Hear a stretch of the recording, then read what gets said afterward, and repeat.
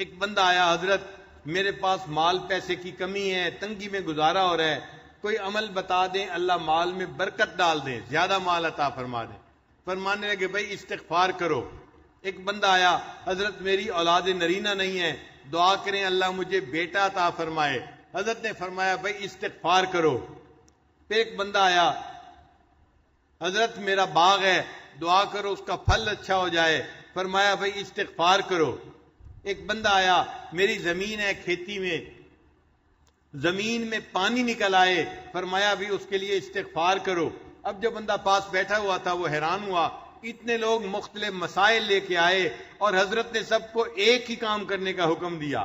اس نے پوچھا کہ حضرت آپ کو یہ نسخہ کہاں سے مل گیا؟ جو آ رہا ہے آپ اس کو استغفار کا حکم دے رہے ہیں۔ حسن اللہ عنہ نے فرمایا کہ یہ نسخہ میں اپنی طرف سے نہیں بتا رہا، میرے کریم پروردگار نے قرآن مجید میں اس کو بتایا ہے۔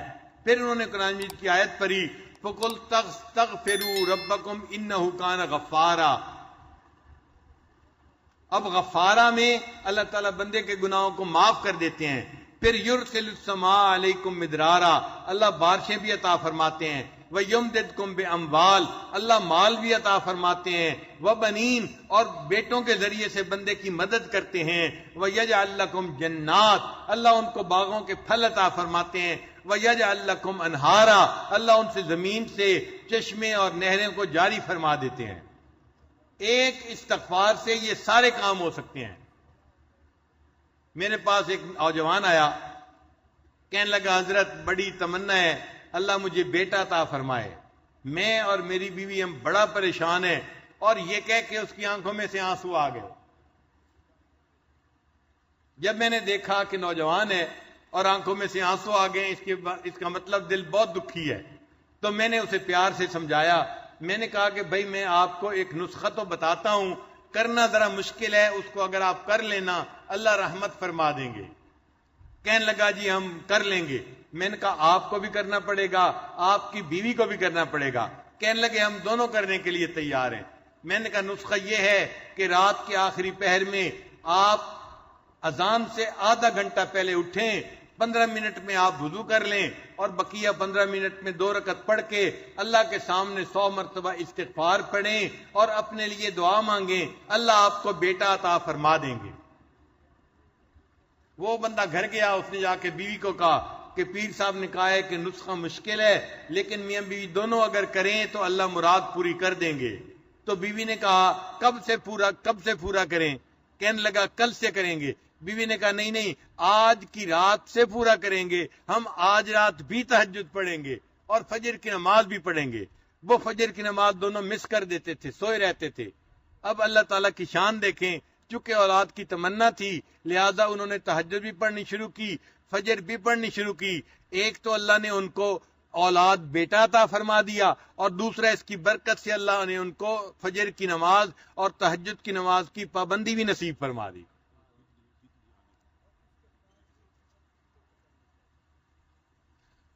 تو اس نسخے کی برکت سے اللہ تعالیٰ نے ان کو اولاد نرینہ بھی عطا فرما دی اور اللہ نے ان کو تہجد اور فجر کی پابندی بھی عطا فرما دی۔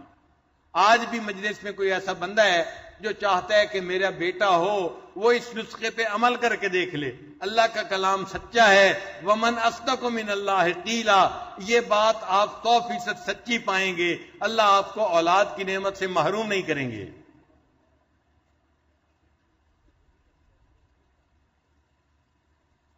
گناہ کرنے کے 3 درجے ہوتے ہیں۔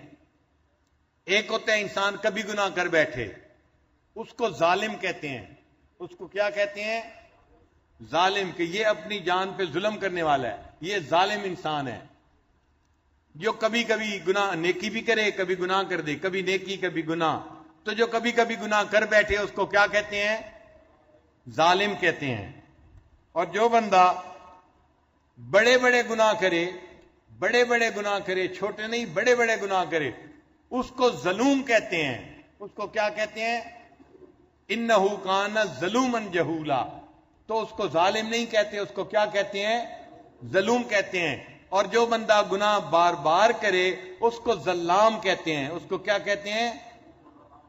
ظالم ہوتا ہے جو کبھی کبھی گناہ کر بیٹھے، اور ظلوم ہوتا ہے کہ جو بڑے بڑے گناہ کرنے والا ہو، اور ظلام ہوتا ہے جو بار بار گناہ کرنے والا ہو۔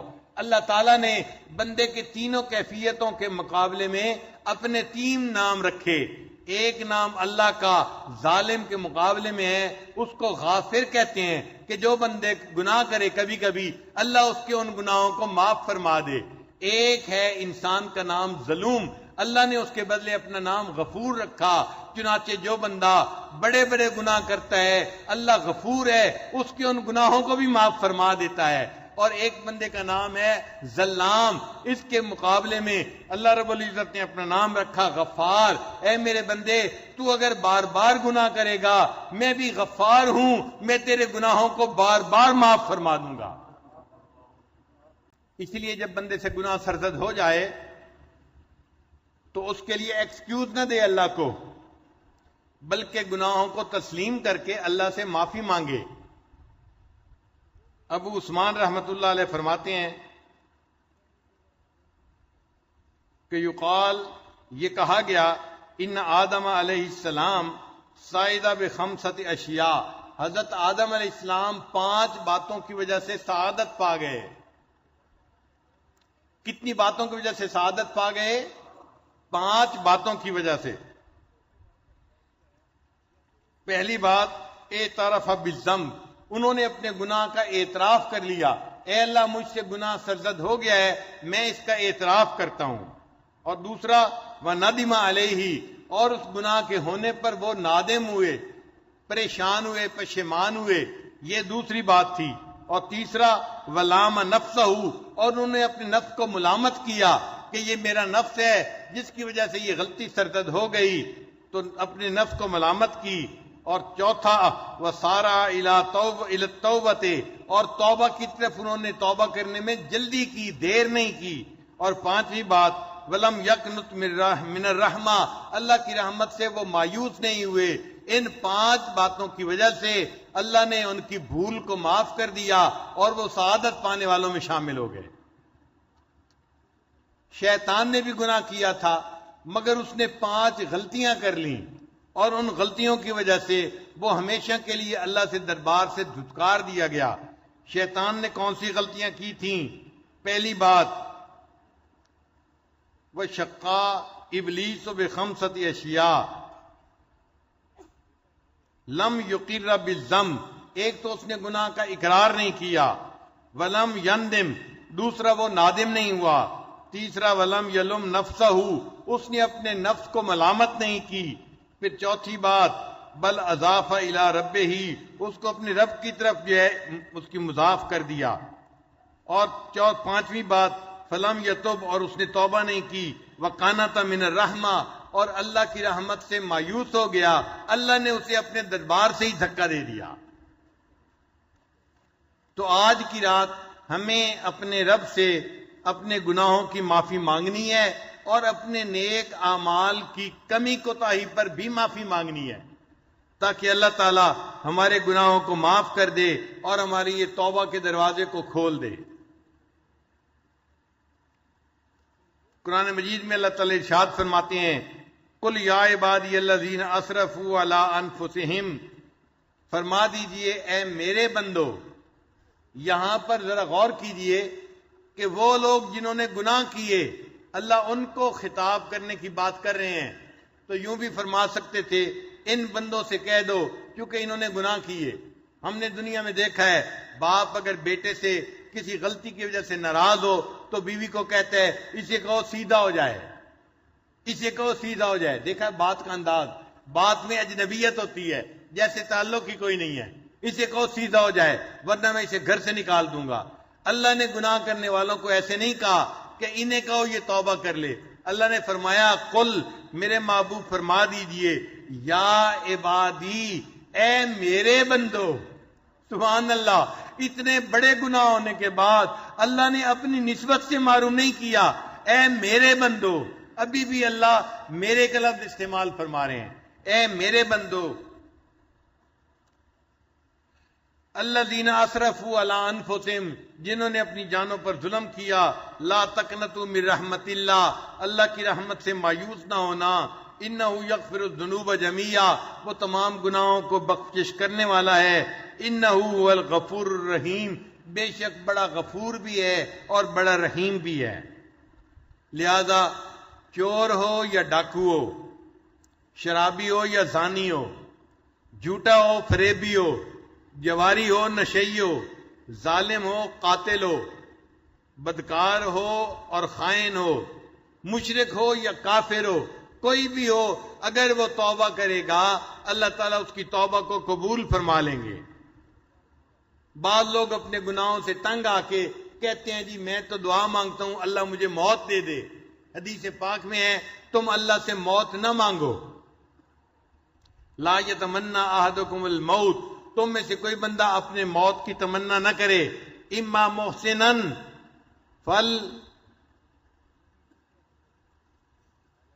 فلعلہ ان یزداد خیرا، اگر وہ نیک ہے ہو سکتا ہے جو زندگی آنے والی ہے اس میں وہ اپنی نیکیوں میں اضافہ کر لے، وَإِمَّا مَسِيًّا، اور اگر وہ گنہگار ہے فَلَعَلَّهُ أَن يَسْتَعْتِبَ، ہو سکتا ہے اللہ اسے توبہ کی توفیق عطا فرمائے اور اللہ اس کے سب گناہوں کو نیکیوں میں تبدیل فرما دے۔ اس لیے موت کی تمنا نہیں کرنی چاہیے بلکہ اللہ سے اپنے گناہوں کی معافی کی تمنا کرنی چاہیے۔ ایک صحابی نے نبی علیہ السلام سے پوچھا، اے اللہ کے حبیب صلی اللہ علیہ وسلم اگر میں گناہ کروں گا تو کیا گناہ لکھا جائے گا؟ نبی علیہ السلام نے فرمایا لکھا جائے گا۔ اے اللہ اگر میں توبہ کروں گا، فرمایا مٹا دیا جائے گا۔ اے اللہ کے حبیب صلی اللہ علیہ وسلم اگر میں پھر گناہ کروں گا، نبی علیہ السلام نے فرمایا پھر لکھا جائے گا۔ اس نے کہا پھر توبہ کروں گا، فرمایا پھر مٹا دیا جائے گا۔ اس نے کہا پھر گناہ کروں گا، فرمایا پھر لکھا جائے گا۔ اس نے کہا کیا پھر توبہ کروں گا تو مٹا دیا جائے گا؟ نبی علیہ السلام نے فرمایا ہاں پھر مٹا دیا جائے گا۔ ولا یمل اللہ حتی تملو، اللہ اس وقت تک نہیں تھکتا جب تک کہ تم توبہ کرتے کرتے نہیں تھک جاتے۔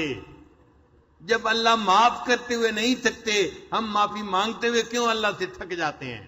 تو ہمیں چاہیے آج کی رات میں اللہ سے خوب یقین کے ساتھ معافی مانگیں تاکہ اللہ ہمارے قصوروں کو معاف کر دے اور ہمیں اللہ تعالیٰ اپنے معاف کیے ہوئے گنہگار بندوں میں شامل فرما دے۔ قرآن مجید میں ہے فَفِرُّوا إِلَى اللَّهِ، اللہ کی طرف فرار اختیار کرو، دوڑو اللہ کی طرف، ہم اللہ کی طرف بھاگیں آج کی رات میں۔ اے اللہ ہم آپ کی بخشش کی طرف بھاگ کے آ رہے ہیں، ہمیں آپ کی رحمت چاہیے، بخشش چاہیے، اے اللہ ہمیں اپنی بخشش اور رحمت سے نواز دیجیے گا۔